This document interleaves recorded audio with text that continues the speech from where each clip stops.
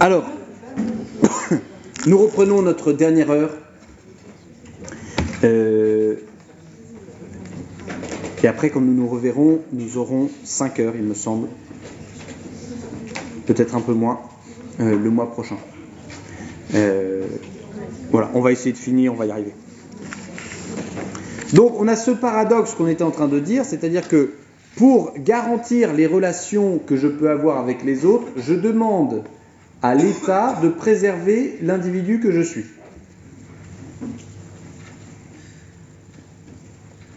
Donc je demande à la société d'essayer de préserver l'individu que je suis.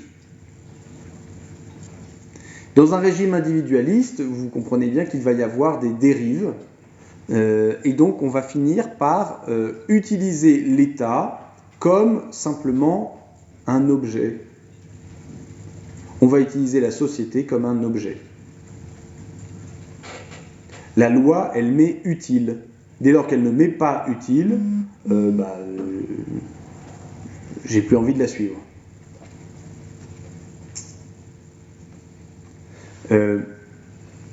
Oui, moi par exemple, j'ai pris beaucoup de recul par rapport à la loi.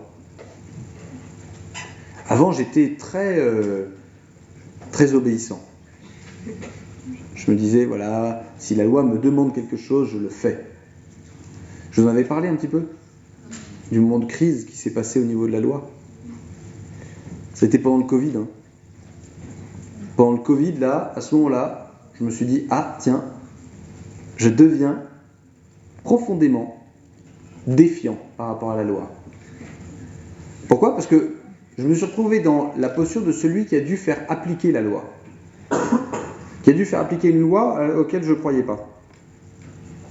D'ailleurs, on me demandait de virer des étudiants, de les faire se retrouver tout seuls dans leur petite chambre d'étudiants, alors qu'il y en avait certains qui étaient en dépression, qui ne voyaient plus personne.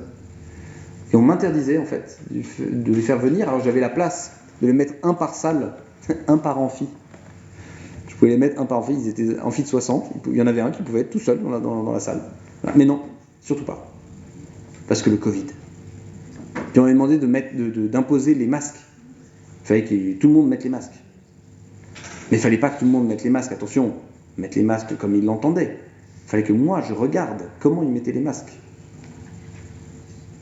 Que je regarde voilà. Ensuite, il a fallu que j'oblige les gens à se faire vacciner. Parce que les étudiants devaient partir à l'étranger. Et donc, ils devaient se faire vacciner. Alors nous, on a essayé de se démener pour trouver des destinations où ils ne demandaient pas le vaccin. Résultat, après, moi, j'ai eu des étudiantes qui sont venues me voir, qui m'ont dit « Bonjour, monsieur, ça fait 9 mois que j'ai mes règles sans discontinuer. » Parce que pour partir à l'étranger, j'ai dû me faire vacciner. Et en fait, à ce moment-là, moi, il y a une petite brisure intérieure qui s'est faite. Vous voyez ? J'ai dit, mais en fait, j'ai fait respecter des lois, alors que j'aurais dû, vu que j'étais pas flic, j'aurais dû inviter des adultes, mes étudiants étaient adultes, à, en conscience, respecter ou non la loi. Et d'un point de vue moral, vous voyez, ce qui est de l'ordre de la loi et du respect de la loi doit être contingenté à quoi ? À quoi on doit contingenter le respect de la loi ? Ouais. Au consentement de la personne ? Non. C'est pas au consentement. Attention, ne faites pas tout tenir au consentement. Le consentement, c'est vite arraché. Ouais ? Une autre nature ? Un autre nature, c'est pas mal, oui. Aller plus loin, au bien. Je respecte la loi tant qu'elle est bonne. Tant qu'elle est bonne.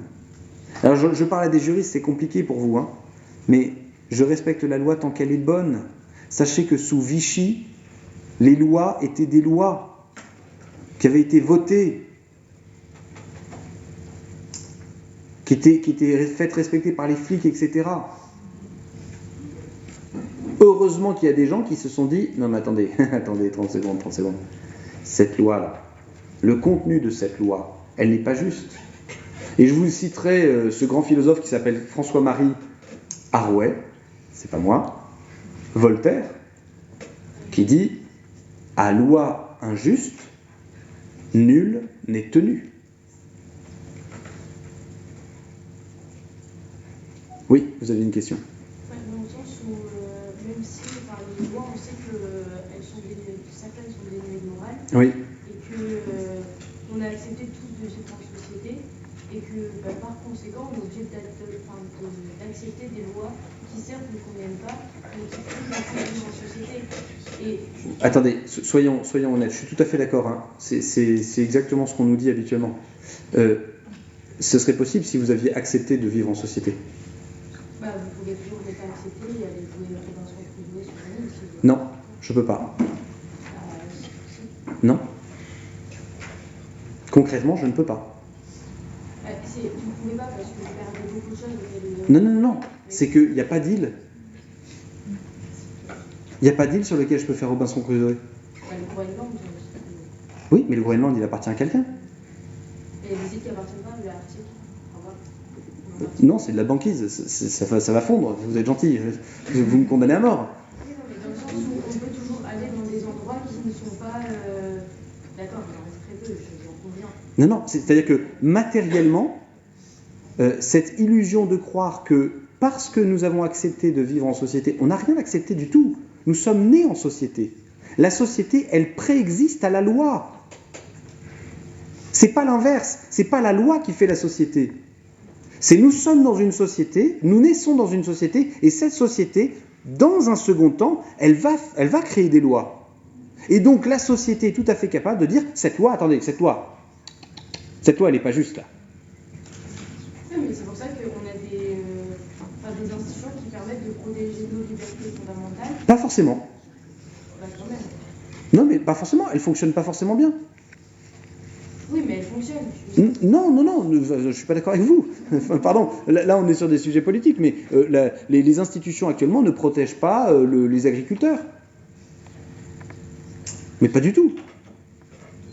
Le fait que l'agriculteur breton doive utiliser les mêmes pesticides que l'agriculteur estonien, ça n'a aucun sens. C'est pas les mêmes insectes, ça n'a aucun sens. Les institutions ne protègent pas. Et à ce moment-là, c'est à la société réelle, pas à la société représentée par des lois, par des députés, par des machins, à la société réelle, de dire ces lois-là, on n'en veut pas. Ce qu'a fait l'Espagne. Attendez, l'Espagne, vous avez vu ce qu'ils ont fait? Moi, je trouve ça super drôle. L'Espagne, ils ont dit, l'Europe a dit, alors, on va indexer le tarif de l'électricité sur le tarif du gaz. L'Espagne, ils ont vu la facture, ils ont dit non. Lo siento, no podemos. Entonces, va te foutre caro. Ça c'est en portugais, mais voilà. Et finalement, c'est la société civile, pas les institutions, qui ont dit nous, on ne paiera pas l'électricité. Résultat, ils payent l'électricité comment? Au coût de production. Parce que nous payons. Ça, c'est la société civile. Pourquoi je vous dis ça? Pourquoi je vous dis que la société préexiste? Parce que ce qui existe, ce qui préexiste à tous les lois, à tous les trucs comme ça, à tout l'État, etc., c'est la société. Contrairement à ce que nous dit Sade, contrairement à ce que nous dit Hobbes, ce n'est pas vrai. La relation, elle n'est pas garantie par l'État, elle lui préexiste. Elle préexiste à l'État. L'État n'est que le fruit de la relation. Ce n'est que parce qu'il y a des personnes qui s'entendent bien que, résultat, on est capable de faire des lois. Ce n'est que parce qu'il y a des personnes qui disent on se met d'accord, dans le village, on roule qu'à 50. Ouais, je suis d'accord avec toi, c'est plus prudent. Ça veut dire que c'est d'abord l'union entre les gens, la relation entre les gens qui fonde la loi, et pas la loi qui vient fonder la relation. C'est pas parce qu'il y a des gogoles qu'on dit, voilà, dans les villages maintenant, on devra rouler à 50, que là, les gens vont s'entendre et vont dire « Oh, on est tellement content maintenant qu'on peut rouler à 50 ». Pas du tout. Ne renversons pas la cause et la conséquence. L'État, c'est le fruit de la relation. La loi, c'est le fruit de la société. Voilà pourquoi ce que vous disiez tout à l'heure est très juste. Quand Aristote dit que l'homme est naturellement politique, il est naturellement politique, c'est-à-dire qu'il va, parce qu'il est politique, s'organiser postérieurement à la société en relation. Et Aristote, dans le livre qui s'appelle Les Politiques, détaille la chose. Il dit, prenons, quelle est la cellule de base, quelle est la première brique, quelle est la première brique de la vie en société, de la communauté? Ouais. La famille. Chez Sade et chez Hobbes, c'est quoi la première brique? Ouais. L'individu. Comment tu veux fonder une vie politique si tu prends comme premier truc un individu? Aristote est un peu plus intelligent, il dit non, ce qu'on prend pour fonder la vie politique, c'est au moins deux individus. Deux individus en relation. C'est-à-dire deux personnes qui n'ont pas forcément les mêmes idées, qui n'ont pas forcément les mêmes volontés, qui vont apprendre à s'entendre, c'est ça la cellule de base. Et en plus, cette cellule de base, elle peut donner des enfants. Donc, tu augmentes la communauté politique. Et donc, ça devient la famille. Ensuite, il y a deux familles. Deux familles entre elles, ça donne quoi? Ouais. Non, un hameau. Un hameau. Oui, mais en fait, vous l'avez déjà vu, ça, vous voyez, en histoire des idées politiques et ce genre de choses. Mais en fait, c'est tellement simple. Comme c'est étudié la plupart du temps par des gros citadins qui vivent dans des grosses villes, qui ont la taille d'un royaume pour Aristote. Hein. Ça n'a aucun sens. On se dit, la famille, vos familles, elles sont à perpétuer oies, vous savez même plus ce que c'est que la vie de famille. Mais quand vous êtes dans un hameau, et que, par exemple, il y a une panne d'électricité, la première chose que vous faites, c'est pas appeler EDF. Vous allez voir votre voisin, et vous lui dites, Michel, t'es concerné aussi par la panne d'électricité? Ouais, toi aussi? Mince, c'est au niveau du secteur. Faut qu'on aille voir le poteau là-bas pour assister. C'est comme ça que ça se passe. C'est ça la vie politique réelle. C'est une vie d'entraide. Le couple, c'est une vie d'entraide. Le village, c'est une vie d'entraide. La ville, c'est censé être une vie d'entraide. L'État, la nation, le pays, c'est censé être une vie d'entraide. Et pas une administration.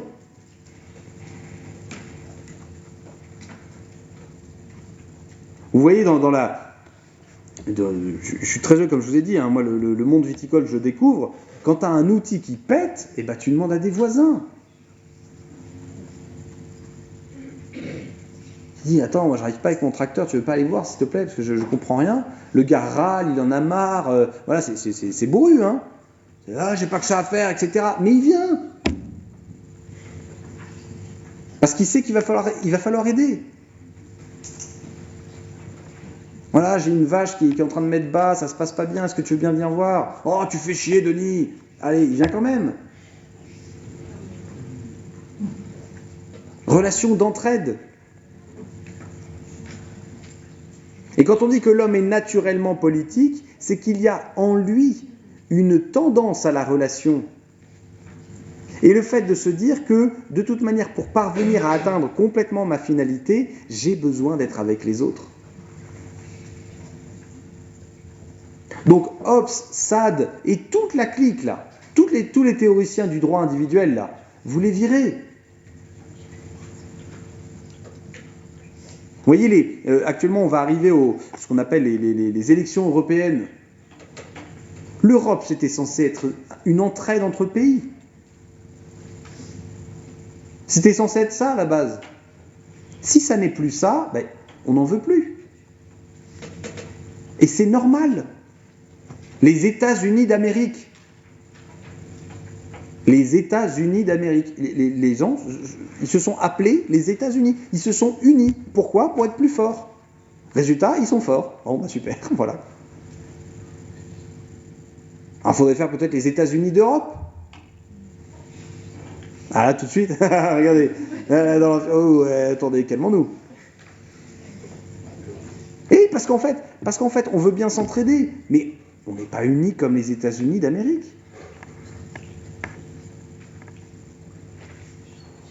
Ce que les États-Unis n'arrivent pas à comprendre, puisque eux, ils s'efforcent de fabriquer l'Europe. Donc ils n'arrivent pas à comprendre pourquoi ça ne prend pas. Pourquoi entre pays latins et un pays germain, ça ne fonctionne pas? Pourquoi? Parce que les Allemands ne peuvent pas piffrer les Espagnols. Mais pas piffrer dans le sens pas piffrer, évidemment, qu'ils s'entendent bien, c'est pas une affaire d'affect. Mais ils ne fonctionnent pas pareil.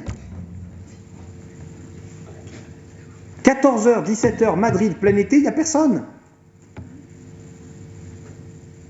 19h30, Berlin, t'as plus personne. T'as que des vieux.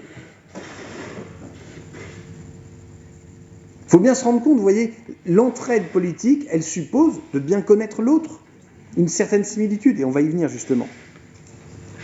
Donc l'illusion de croire que l'État peut devenir le protecteur des relations, c'est faux.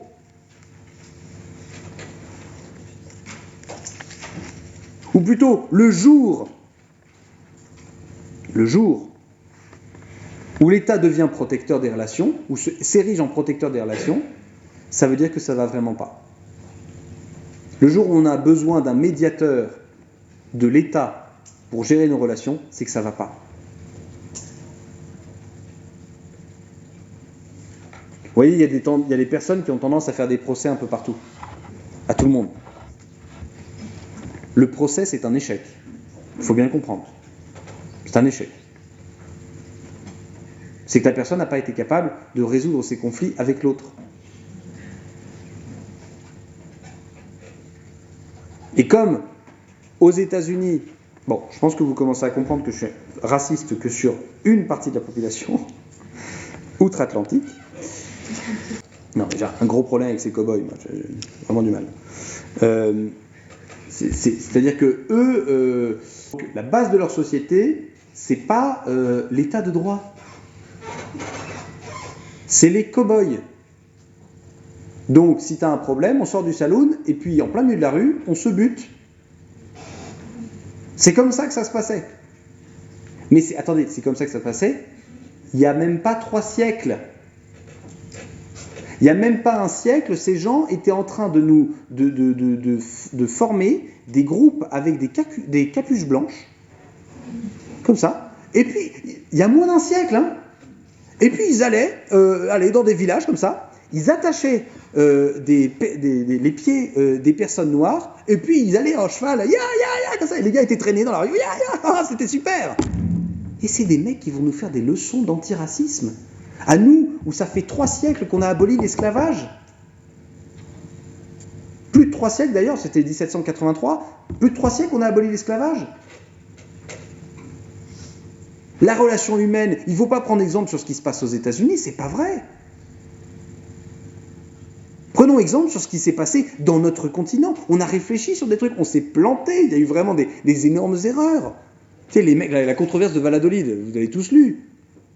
Le mec qui essaye de démontrer par A plus B à des cons que les Incas qu'on est en train de voir, ce sont des êtres humains avec une âme. Et en face, tu as les Espagnols et les Portugais qui disent « Oui, mais il y a de la thune, donc c'est pas des êtres humains. » Donc il y a eu des erreurs, c'est clair. Mais on a réfléchi. On a pensé à ce que c'était que l'humanité, à ce que c'était que l'humanité en relation. Ne prenons pas exemple sur ces gens qui font des procès à chaque fois qu'il y a un problème, à chaque fois qu'il y a un oiseau qui pète et ils ne sont pas contents, ils font un procès. Mais non! Nous, on est capable de régler les choses indépendamment de cela. Et d'ailleurs, remarquez bien, nous n'avons pas un système juridique adapté à la propension aux États-Unis de faire des procès tout le temps. Nous, notre système juridique, il est basé sur le respect de la loi. Eux, c'est basé sur le bon vouloir du juge. D'où le fait qu'il y ait des plaidoiries, tu sais, des trucs filmés, voilà, vous avez le fameux procès qui a défrayé la chronique là, de Johnny Depp et Amber Heard, là. Ça finissait par déféquer dans les lits et compagnie. Là. Et vous voyez, le modèle relationnel, il va falloir le reprendre dans notre histoire, dans notre culture. Et notamment dans notre culture, je ne vous le cache pas, dans notre culture gréco-latine. C'est ça notre culture. Et donc il va falloir regarder dedans. Alors une fois qu'on est arrivé à ça, on va passer à notre grand 3.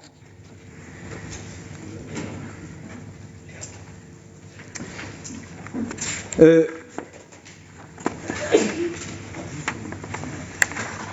grand 3 s'appelle comprendre l'amour.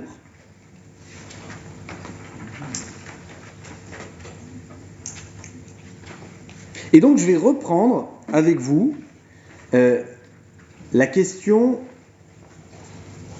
ou plutôt ce que l'on a vu avec Sartre quand il disait « l'enfer c'est les autres ».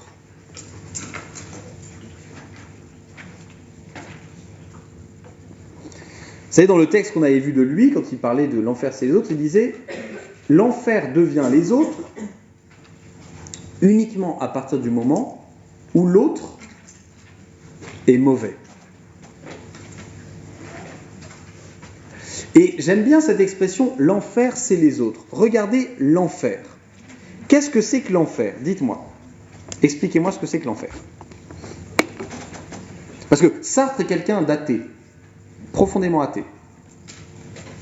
Le fait qu'il choisisse d'employer le terme « l'enfer, c'est les autres », c'est pas anodin. C'est quoi l'enfer ? Ouais. C'est un lieu de souffrance. C'est un lieu de souffrance, d'accord. C'est tout ? Vous pouvez pas me le décrire un peu ? Si on est athée, c'est ça. Non. Pourquoi Sartre emprunte à ce vocabulaire religieux ? Chez les religieux, en gros, c'est quoi l'enfer ? Ouais. C'est après la mort, toutes les personnes qui sont des pécheurs sont dans l'enfer pour purger tous leurs péchés. Alors, je sais pas ce que c'est comme religion, mais c'est pas marrant. Visiblement, après la mort, les personnes qui sont pécheurs, rien à voir avec la profession, les personnes qui font des péchés, rien à voir avec les arbres, sont plongées dans un... Il y a une fin à cet état ? Une fois que tu as purgé ta peine... Non, c'est pendant l'éternité jusqu'à... Ah, pendant l'éternité. Ah la vache, c'est long. Pendant l'éternité, tu purges ta peine ? C'est pas purgé dans ces cas-là. T'es puni, quoi.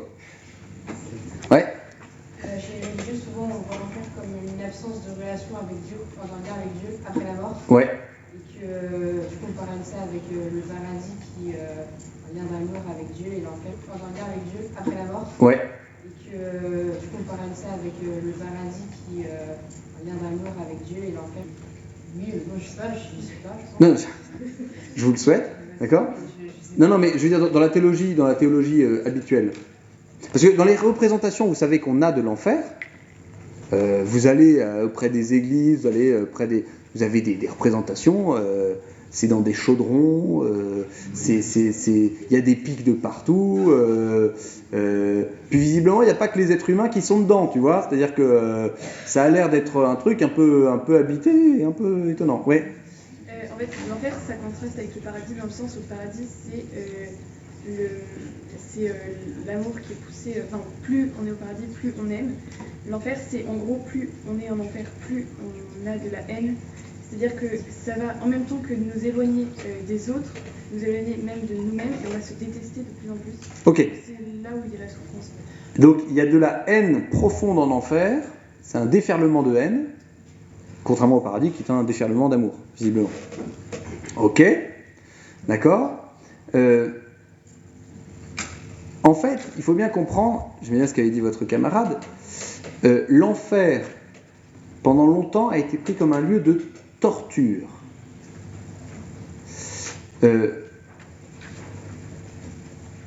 Un lieu de torture dans le sens où l'enfer, c'est un lieu où la personne se torture elle-même, coupée de la relation avec Dieu, comme a dit votre camarade tout à l'heure, par la présence des autres personnes qui se torturent, sur eux-mêmes aussi. Bref, une colocation tellement sympathique. On n'a que des gens qui se font du mal, et donc qui font du mal aux autres.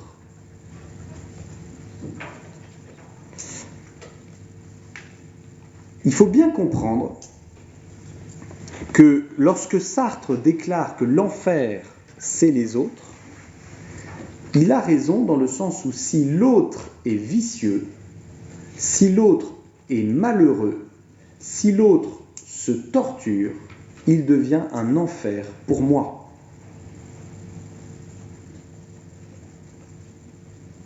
Il me torture aussi.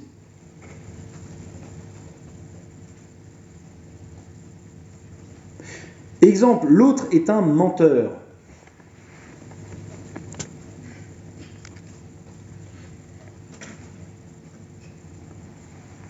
Eh bien, si l'autre est un menteur, ma relation avec lui va être teintée de ce mensonge. Si l'autre est lâche, lâche, vous savez tout ce qu'on a vu au premier semestre, hein, la lâcheté, c'est-à-dire l'incapacité à poser des défis, à se corriger, à se lever le matin,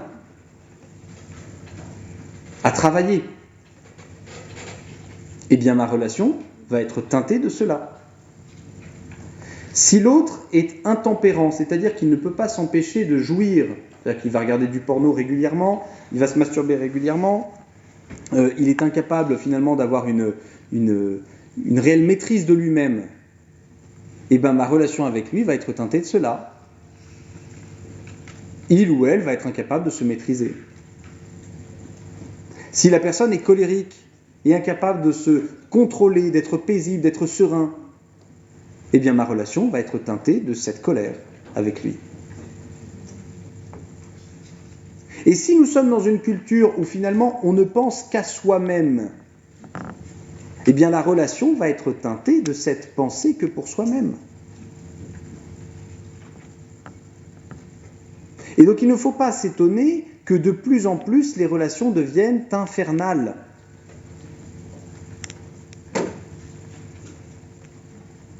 Ça devient très difficile.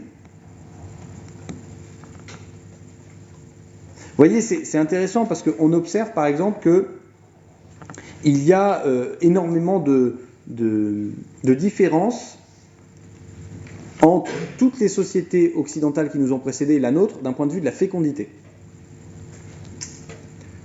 Bon, il y a des problèmes sûrement avec ce qu'on bouffe, avec ce qu'on machin, d'accord, ok, peut-être. Mais il y a aussi une absence de désir d'enfant.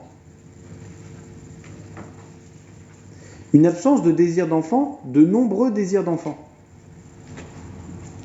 Pourquoi ? Quel est l'argument qui est donné la plupart du temps quand les personnes vous disent « Moi, je veux juste 1 ou 2 enfants ».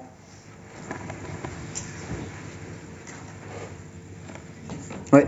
Pour des raisons économiques. Raison économique, tout à fait. Ça, c'est souvent la première qui arrive, qui est tout à fait justifiée. On n'a pas du tout le même niveau de vie. Et donc, on se dit, si on a un autre enfant, on va devoir baisser notre niveau de vie. Oui. Des raisons écologiques. Écologique, tout à fait. Il faut sauver la planète. Donc, moins de couches. Non, des fois, on a juste envie d'avoir pas... Et il ne dit pas que c'est que ça. Il dit que ça peut être une des raisons. Ouais.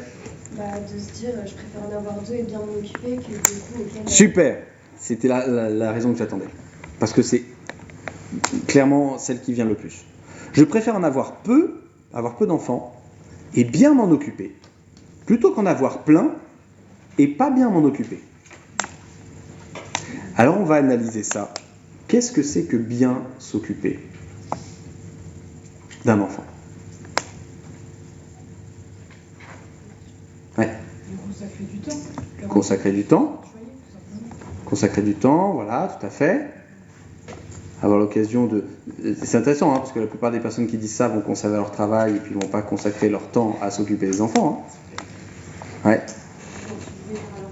Subvenir à leurs besoins économiques, on revient à ça. Ouais. Bien s'occuper d'un enfant, c'est s'en occuper de telle sorte que nous n'en ayons pas marre. Dans l'inconscient des gens, bien s'occuper d'un enfant, c'est être capable de lui donner l'entièreté de l'amour que l'on a, que l'on peut leur donner, sans que ça nous coûte trop. Sans parvenir à nos limites. Bien s'occuper d'un enfant, c'est en réalité s'occuper d'un enfant comme on aurait aimé que l'on s'occupe de nous. La plupart du temps, lorsque l'on ne veut pas beaucoup d'enfants, à nouveau, il n'y a aucun jugement moral de ma part. Hein. Vous le retirez de l'esprit, ne projetez pas ça sur moi, s'il vous plaît. La plupart du temps, c'est que on projette sur l'enfant le besoin que nous, on a. Du temps, de l'attention, des cadeaux, de l'amour. Mais l'enfant n'en a absolument pas autant besoin que vous. C'est-à-dire que ce qui est intéressant, et ce qu'on a un peu oublié, c'est que l'enfant a une vie qui lui est propre et qui ne dépend pas de nous. Vous voyez, par exemple, là, moi, mon fils, je découvre ça avec un petit pincement au cœur et en même temps une très grande joie, mais c'est intéressant au niveau parental, philosophiquement, même en plus de regarder ça. Il est hyper heureux d'aller à la crèche. Mais je le pose à l'entrée de la crèche, pif, parti, pas bonjour, pas au revoir, pas merde, il est parti ailleurs. Hyper content. Alors si moi j'arrive en disant, mais moi je vais lui consacrer du temps, mais je ne lui suffis pas. Je ne lui suffis pas, il va se faire chier avec moi.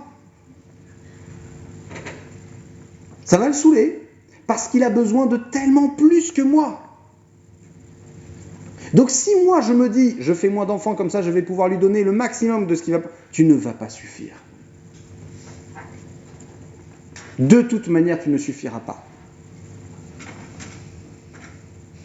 Et justement, vous voyez, ça, c'est symptomatique de quoi ? De notre tendance à envisager la relation à partir de ce que nous sommes nous. À partir de nos vices à nous. L'enfer, c'est les autres, oui, ça devient les autres parce que moi-même, je projette sur les autres mes propres vices. Rappelez-vous de cet ami qui m'offre une partouze, qui projette sur moi un vice, mais nous le faisons tout le temps. Regardez dans un couple, par exemple, l'incapacité que l'on a à se mettre au diapason de ce que réellement l'autre a besoin. On a passé un super temps ensemble, je t'ai consacré toute ma soirée. Oui, non, mais il ne voulait pas du tout ça. Il voulait un câlin. Il n'avait pas envie qu'on discute pendant des heures, il voulait un câlin. Ah, je t'ai fait un cadeau absolument génial. Elle s'en foutait. Elle avait envie d'un temps seul, tranquille, posé. Se mettre au diapason, ne pas prendre le jeu comme étalon de mesure de la relation. Ce que dit Karol Wojtyla. Attention, considérer l'autre non pas comme un moyen, mais comme ayant sa propre fin. Je me mets au diapason de l'autre parce qu'il a sa propre fin, qui n'est pas la mienne. Mon enfant, il veut être à la crèche. Dans le salon avec moi, j'ai beau lui faire plein de câlins, j'ai beau jouer avec lui, etc. Ok, c'est important, mais je ne lui suffis pas. Tu ne suffiras pas à ton conjoint, il a besoin d'amis. Elle a besoin de ses amis. Elle a besoin de ses loisirs. Elle a besoin de sa vie. Elle a besoin de son travail. Elle a besoin de... L'autre a besoin de plein de choses qui ne sont pas toi. Tu vas devenir l'enfer si tu penses que tu peux subvenir à tout. Tu seras l'enfer, ouais. Il faudra aussi poser des sortes de limites, parce que si on dit qu'elle a besoin de ses amis et trucs comme ça, moi, pour aussi sortir, j'ai besoin de voir d'autres personnes, d'avoir des amants à ta place. Tout à fait. Mais là, dans ces cas-là, il faut parler de votre finalité à vous. Attention, hein, je ne suis pas dans la logique de l'oblation générale sur l'autel de l'autre. Hein. Je dois me sacrifier telle une victime expiatoire pour que l'autre soit heureux, mais pas du tout. Mais il faut que j'ai bien conscience que son bonheur ne dépend pas uniquement de moi. Sinon, l'enfer, c'est les autres.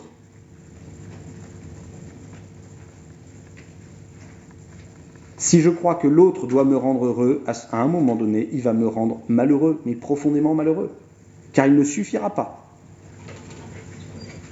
Et si dans la relation de couple, ça revient à ce que vous me disiez, vous savez, au tout début, genre hier, quand vous me disiez justement, si l'autre ne me rend plus heureux, mais il ne t'a jamais rendu heureux, bon sang. Jamais. Et si c'est le cas, c'était une idole, mon pauvre. Tu l'as mis comme une idole. Tu lui as pas rendu service, tu t'es pas rendu service, tu as perdu du temps.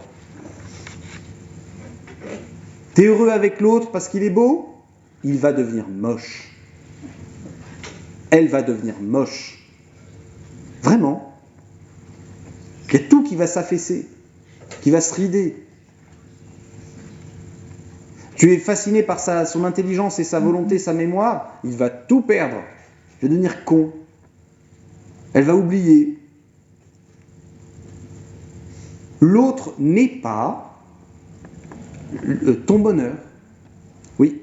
Mais est-ce que dans ce cas-là, ce serait pas nous un petit peu l'enfer?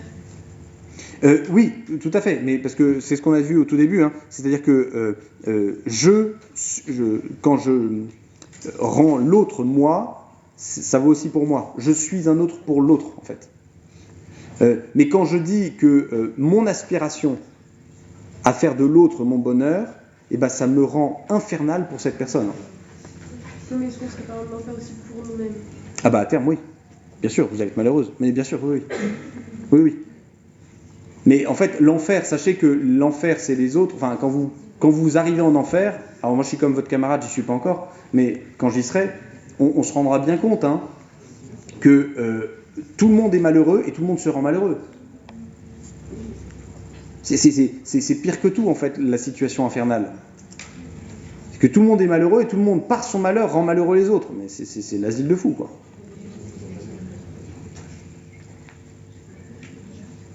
Et justement, c'est lié à une chose fondamentale, c'est que on n'a pas compris ce que c'était que la nature politique de l'être humain. C'est tout le monde le répète, dans les copies, tout le monde adore faire ce genre de truc. Voilà, Aristote déclare que l'homme est un zootikon politikon, est un animal politique. Tout le monde le dit, personne ne comprend. Animal politique, les gens se sont dit, ça veut dire que l'autre est un bonheur pour moi. Non.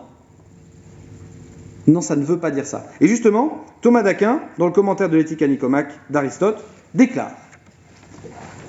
Il commente. Il dit que cela est manifestement inconvenant que l'homme heureux soit solitaire. En effet, cela va contre tout choix de tous. Car personne ne choisirait de toujours vivre par lui-même, c'est-à-dire tout seul, même une fois qu'il aurait tous les autres biens, parce que l'homme est naturellement un animal politique et apte de nature à vivre avec les autres. Comme donc l'homme heureux possède ce qui est naturellement bon à l'homme, il s'ensuit qu'il ait des gens avec qui vivre. Or, il est manifeste qu'il est mieux de vivre avec des amis et des gens vertueux qu'avec des étrangers et des gens quelconques. Ainsi donc, il est manifeste que l'homme heureux a besoin d'amis. Alors là, il y a plusieurs choses. On va commencer par ce petit paragraphe. Il y a plusieurs choses qui sont absolument dingues. C'est que Thomas déclare que, ce qui est absurde, ce qui peut nous sembler absurde aujourd'hui, l'homme, naturellement, spontanément, ne veut pas vivre solitaire, quand bien même il aurait tous les biens possibles. Pourquoi ? Parce qu'il est dans la nature du bien de se diffuser. Regardez.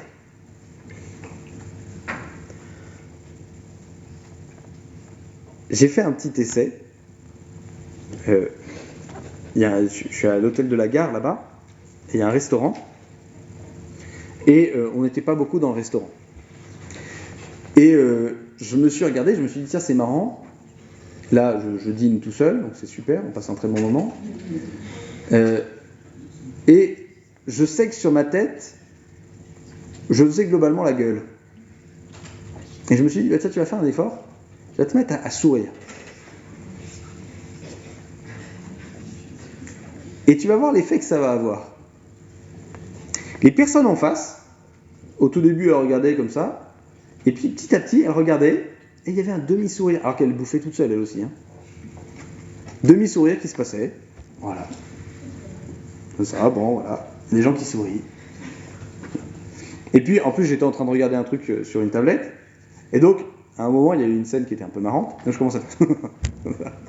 Et là, je vois que la personne regarde et sourit davantage encore. Sa vie était merdique.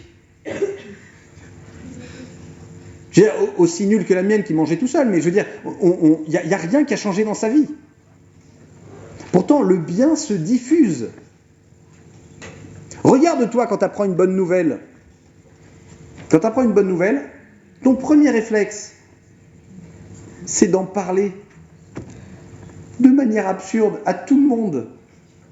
Même des gens qui s'en foutent. Moi, quand je suis devenu papa, j'ai prévenu tout le monde de mon répertoire.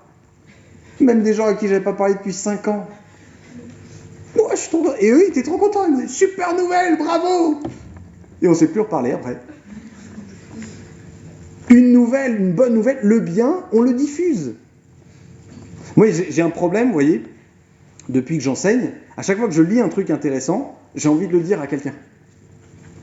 J'ai appris un truc super, voilà, j'ai appris que tel, machin, et j'ai envie de le transmettre. Le bien, il se diffuse. On a envie de le transmettre. Le mal, par contre, il se renferme. On n'a pas envie d'en parler. Quand tu vas pas bien, je peux t'assurer que tu es comme une huître. Oui. Et sur la besoin que les autres nous aident, on peut... Ah oui, tu vas choisir les autres. Hein. Je peux t'assurer que quand ça va pas, si tu te mets à parler à quelqu'un à côté de toi dans le train ou dans le bus, ils disent eh, ça va vraiment pas parce qu'en fait, c'est que ça va vraiment pas bien du tout, du tout. Non, mais par exemple, avec des amis, ça va servir à ce qu'ils disaient. Du coup, oui, tout à fait.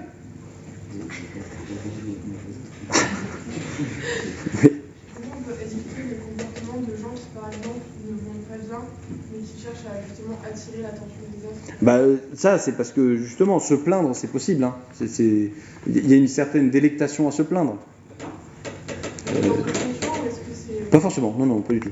Non, c'est normal. C'est-à-dire, quand ça va vraiment pas, on a envie d'être consolé. À nouveau, politique. On se console très peu tout seul. Hein. Vous voyez, un des drames de notre culture, et je terminerai par là, c'est qu'on est dans l'incapacité à pleurer. On a de grandes difficultés à pleurer. Au Moyen-Âge, notamment au XIIIe siècle, ils pleuraient tout le temps, les mecs. Donc, tout le temps. Ils ne se voyaient pas pendant 2 jours, ils se retrouvaient, ils se tombaient dans les bras l'un de l'autre, et ils pleuraient. C'est-à-dire que pleurer, c'était normal. On pleurait parce que c'était beau, on pleurait parce que c'était bien, on pleurait parce que c'était vrai, on pleurait parce que c'était triste, on pleurait parce que c'était douloureux, on pleurait tout le temps. Pourquoi ? Parce que les pleurs sont une consolation, et sont une consolation politique. Tu pleures, ça invite à consoler. Tu vois quelqu'un qui pleure, normalement, spontanément, naturellement, ta première tendance, ça va être quoi ? D'aller le consoler.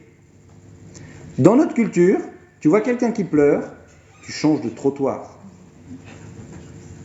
Tu détournes les yeux. Pourquoi ? Qu'est-ce qui se passe en toi quand tu vois quelqu'un qui pleure ? Ça te renvoie à quoi ? À ta propre vulnérabilité. Là, tu le vois vulnérable, cette personne. Tu vois que la personne, elle a brisé le masque. Elle est en train de pleurer devant tout le monde. Elle est plus capable de se protéger. C'est insupportable pour toi parce qu'elle est trop en danger. Celui qui pleure, il se met en danger. Il est faible. Et donc, ça nous est insupportable aujourd'hui. Alors que normalement, quelqu'un qui pleure, on le console. Un enfant qui pleure, vous allez le consoler. On tolère que l'enfant soit un peu triste, soit fragile. On ne tolère pas aujourd'hui que nous, on ait cette vulnérabilité-là. La prochaine fois, nous continuerons avec la dimension politique de l'homme.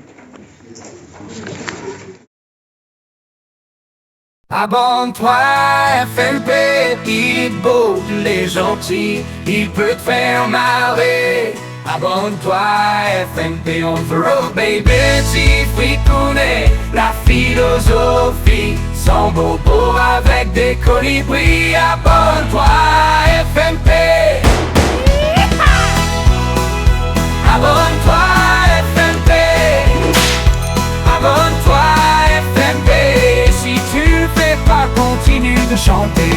te fais pas prier si tu veux commenter. Laisse un j'aime si tu veux l'encourager. Et si tu veux faire grandir la communauté, t'as qu'à partager à ta maman, ton frère ou ton pépé. Abonne-toi FMP. Abonne-toi FMP. Abonne-toi FMP. Si tu le fais pas, continue de chanter.